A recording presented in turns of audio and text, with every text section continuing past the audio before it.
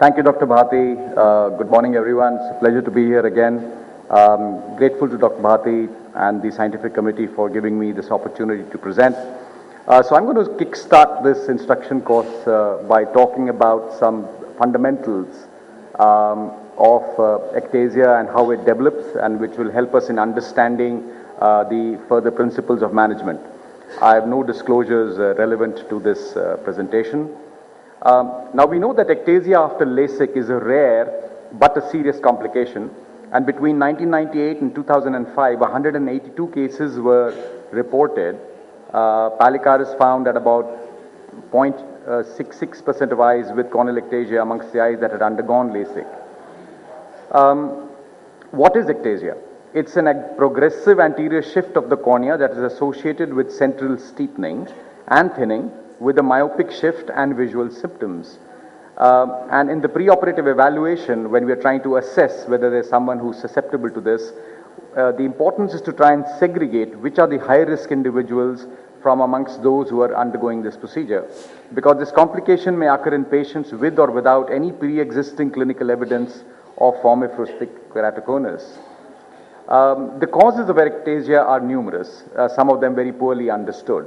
The mechanical tissue loss, which is because of a thin stromal bed, of course, seems to be the most important, with an unpredictably thick corneal flap being created, and undetected topographic abnormalities, which are now getting rarer because of the improvements in our diagnostic techniques.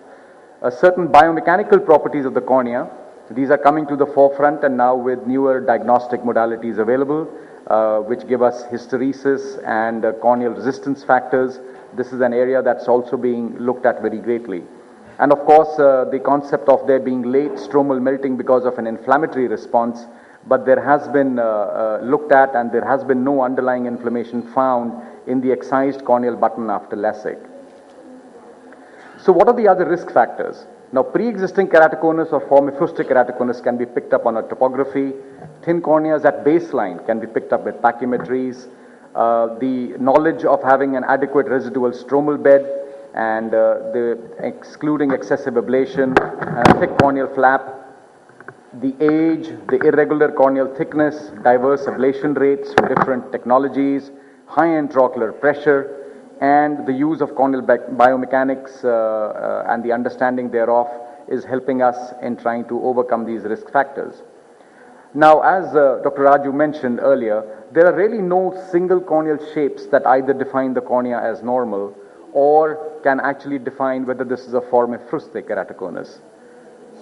But the back surface elevation now, which is now available, has started to gain importance in diagnosing these early keratoconus and post-LASIK ectasia, and there are various devices such as the scanning slit devices and the rotating Scheimpflug devices which help us in picking up this abnormality. There are red flags which come up on the OB scan, and these are just highlighted and listed here for us to see. Preoperative central corneal thickness is a key issue. Most surgeons would not or would hesitate doing a LASIK in someone who has a central corneal thickness less than 500. Should LASIK be performed in such patients? Of course, there are exceptions to those rules with normal topographies, normal slit lamp examinations, stable refractions, older patients, and so on. A LASIK or a PRK in these corneas may also be safe and predictable. The flap thickness, of course, is the key issue in these patients. The deeper corneal stroma we believe to have less biomechanical strength than the anterior stroma, which is being cut away in the flap, and the actual flap thickness may vary quite substantially depending on the technology used and because of other reasons individualized to the particular eye. And the variations in the pachymetry measurement systems also can give us errors in our assessments. Now, if you look at LASIK versus PRK, just to highlight certain things, if the same patient with a -5.5, -2 SIL with a 485 micron thickness on the right eye, and a -6 with a 1.25 SIL at 180 with a 500 micron thickness in the other eye, underwent LASIK in one and a PRK in the other. And 2 years down the line, this was the picture. The eye with the PRK was stable with no change, and the eye with the LASIK shows ectasia. And that is the key here, that the only real difference between the two was that one was a surface ablation and the other we had cut a flap. So the anterior flap after LASIK does not contribute to the biomechanical strength of the cornea, and this is very important to know.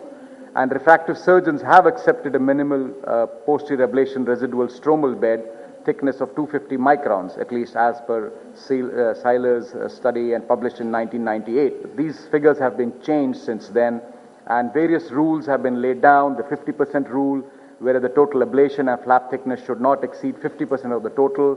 Barraquer et al. Recommended a minimal thickness of 300 microns, but there have been reports of postoperative ectasia even after residual thickness beds of 250 microns and higher. And that is why the importance of the other technologies coming in to help us in making these assessments. 78% of patients with formifustic eyes with an RSB less than 250 microns, and 11% of those with an RSB of more than 250 microns, but with the total corneal thickness less than 500, were implicated in patients who underwent ectasia. So to ascribe a risk score has become essential. And this particular risk score is based on keratometry, the element of oblique cylinder, the pachymetry before surgery, the posterior surface elevation, the difference between the inferior and the superior PA, and the posterior best fit sphere over the anterior best fit sphere ratio. And this has been divided into 3 grades, and this can allow you to get an ectasia score or a risk score. And patients with a cumulative score of 7 or less had successful LASIK, whereas 59% of those with a score of 8 to 12 and 100% with a score of 21 experienced corneal ectasia after LASIK. So this was published in 2006. And then, of course, further developments on this and validations of the ectasia risk score system were created, wherein they used the preoperative topographic pattern, the residual stromal bed thickness anticipated, the age and the preoperative central corneal thickness, and the degree of myopia to try and determine what sort of a risk score to ascribe to a patient. And this risk score was published by Randleman et al. In 2008, and you can see those 5 parameters on the left, and each has from 0 to 4 points that are from 0 points, which are the best case scenarios, to 4 points, which means these are the worst case scenarios, were allocated. And you can see the myopia goes from -8 or lower, 8 to 10, 10 to 12, 12 to 14, and more than 14 diopters. And as you do that, you can ascribe a level of risk to this patient, and it becomes riskier and riskier to do these procedures. So the corneal biomechanics is an important new area, and a series of several complex biomechanical factors such as plasticity and viscoelasticity may influence the ectasia development, and these new technologies are helping us define that. So this is the ocular response analyzer, which gives us the signal, and it gives us an in and out applanation point, and the difference between the two is what we call the corneal hysteresis. This is the normal signal, and in keratoconus they're all blunted. There's a whole lot more noise. The hysteresis values are low, and these rebound peaks that you see here are the ones that create which show you that this is an abnormal corneal hysteresis and an abnormal cornea biomechanically. Similarly, the subclinical keratoconus signals are in between the normal and the frankly keratoconic signals. There is an index now as well, which can identify normals and suspects based on corneal biomechanics, which are available on these machines, and it will give you a percentage, a possibility of where the risks lies with regards to the poor biomechanics in case of a keratoconus suspect. If we look at keratoconus itself, there are other reasons for the ectasia in keratoconus. In LASIK, it's primarily the fact that you've taken away the strongest part of the cornea in a flap that creates the biomechanical instability. But in keratoconus, various aspects have been examined, and there is an increase in collagenolisis. There is no difference in the collagen composition, however. Some keratoconus corneas exhibit an increase in glycosaminoglycans and the polyanions. There are